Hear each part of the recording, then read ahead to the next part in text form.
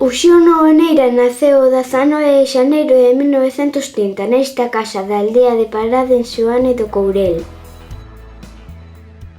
No ano 1945 Nogueira veu a Lugo a estudar o bacharelato, que remataría en 1948. Neste mesmo ano coñeceu o seu compañeiro de xeración, Manuel María. Incluso antes de terminar o bacharelato aparece xa en Madrid e frecuenta a Facultade de Filosofía e Letras. Entre os anos 1949 e 1951 veu a Madrid e matriculouse como ente na Facultade de Filosofía e Letras. Encontrase ca Biblioteca Nacional de Madrid.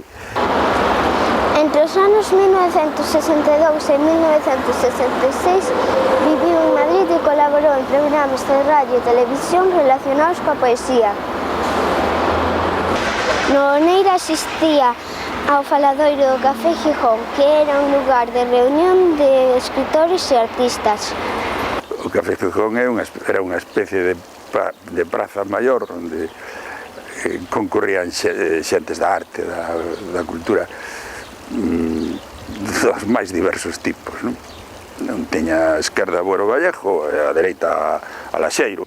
Por esta época entra en contacto co grupo Brais Pinto, que se fundou nun restaurante situado nesta rúa San Bernardo. Mantivo relación cos membros do grupo Brais Pinto que quedaran en Madrid.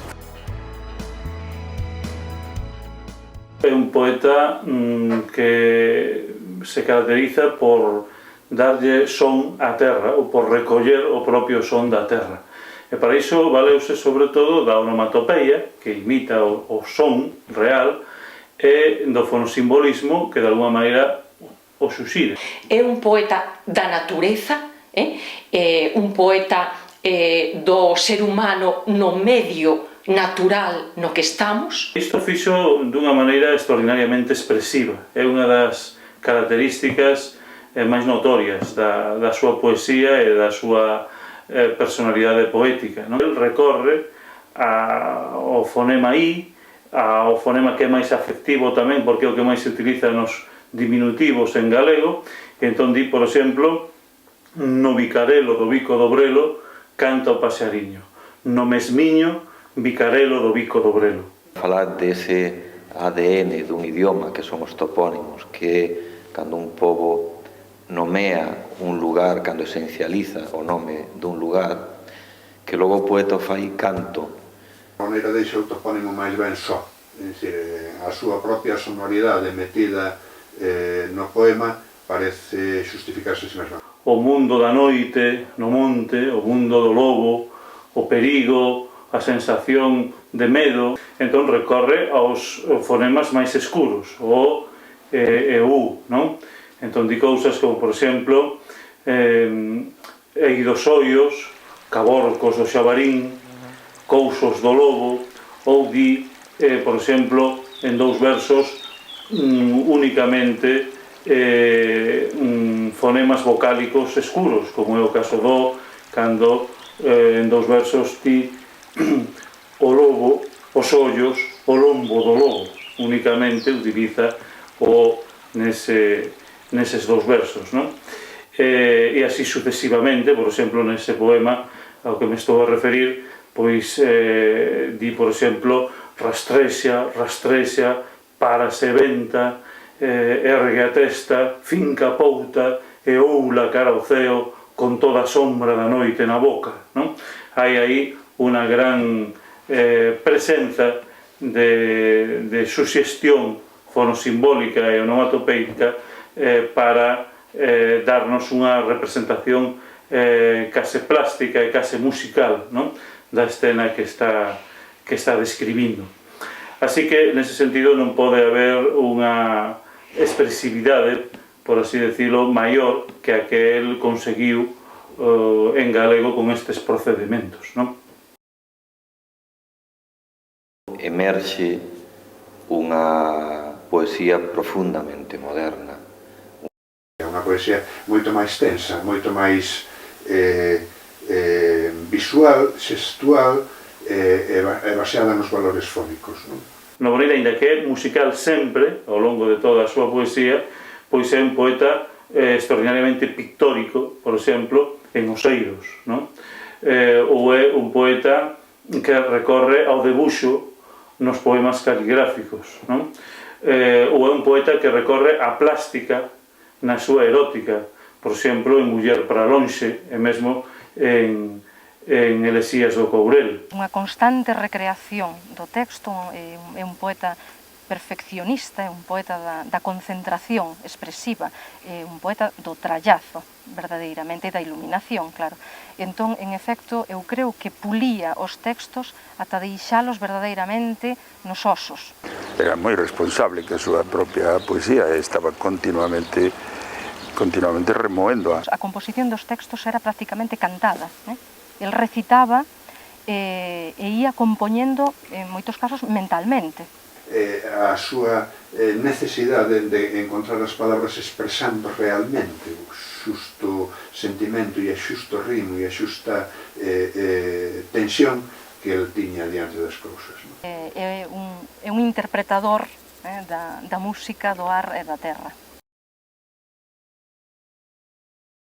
Tiña unha forma de decir a poesía absolutamente original e inimitable. Noboneira era un gran rapsoda.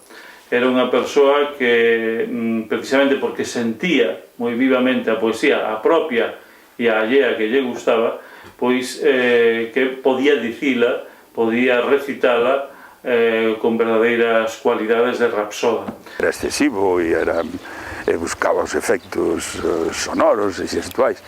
É un magnífico rapsoda. Os poemas ditos por el estremecían, pero é que os poemas del ditos por outro, que os diga medianamente ben, tamén estremecen. Impresionante ouvirlle decir o seu repertorio de poesía trovadoresca. Un poeta integral, un poeta que vivía o que dicía. Un poeta da autenticidade. El expresa exclusivamente o que sinte, o que vive. Se non o vive, se non o sinte, non lle interesa expresalo. É unha poesía tremendamente auténtica porque sae dunha actitude diante das cousas novas.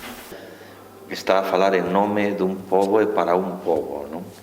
El tiña unha idea da poesía como verdade, non? Esa mesma idea que tiña Luis Pimentel. A poesía é a grande verdade do mundo, non? É dicir, ele era un anti-Pessoa, que decía todo o contrario, que o poeta é un finxidor, non? A definición que eu vin clara da súa poesía, claro, un golpe, verdadeiramente un golpe no corazón e no cerebro, unha iluminación súbita que non deixa indiferente. Tiña a poesía como centro da súa vida, centro absoluto da súa vida, non? Escribía daquelo que sabía e sentía con profundidade. Un poeta obsesivo, non? El era como persoa, pero tamén como poeta, pois verdadeiramente auténtico. Ou seja que realmente expresaba únicamente o que sentía e valoraba únicamente en poesía aquelo que sae efectivamente do fondo e que non poderíamos deixar de alguna maneira de expresalo. Uxío Noboneira foi presidente da Asociación de Escritores en Lingua Galega nun momento moi duro para a nosa cultura, en tempos tamén bastante escuros para a dinamización da nosa cultura con institucións que realmente non estaban ao servicio da cultura do noso país. Eu creo que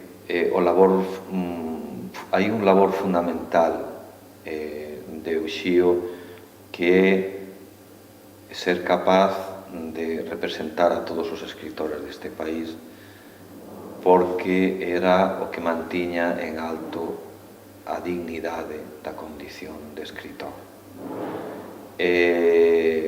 Significaba que na súa persoa, na dignidade da súa persoa e da súa obra, nos sentíamos todos representados. poeta cívico, un poeta do pensamento político e un poeta, polo tanto, da ansia humana pola liberdade e armonía social. Laboneira era un home con profundo compromiso político, persoal. Fai que a súa poesía este ao servizo de Galiza, ao servizo do seu idioma, ao servizo da súa cultura.